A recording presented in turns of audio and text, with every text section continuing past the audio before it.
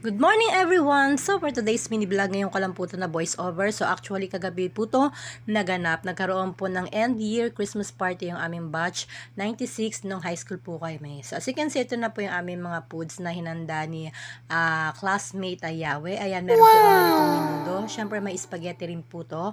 At syempre hindi rin po dito mawawala yung masarap na biko na niluto pa rin ni Yawe. So ito nga po yung biko. Ayan, so lahat po yan ay fresh at mainit-anit pa. At syempre, hindi po pwedeng wala rin po pa kaming dessert. Ayan, syempre nagdala rin si Tess. Ayan, ng Dunkin Donuts.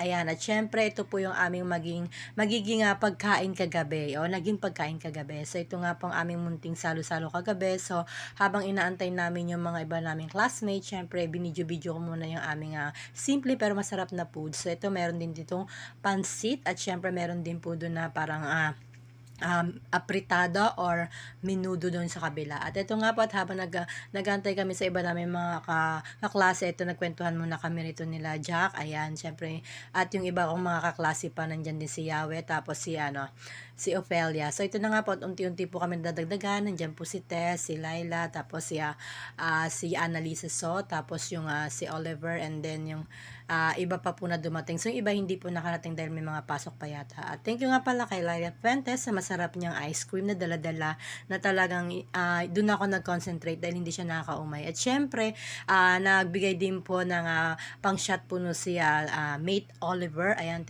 nagpa-Alfonso siya, at syempre sa mga girls naman po ay nagpa-Tanduay Ice siya. So ito nga mga aking ganap kagabi, ang umattend ng end year Christmas party ng aming mga kaklase ng batch 1996. And thank you for watching guys, and please don't forget to subscribe, follow me for more, at paki-share na rin po ng ating mga vlog. Thank you for watching!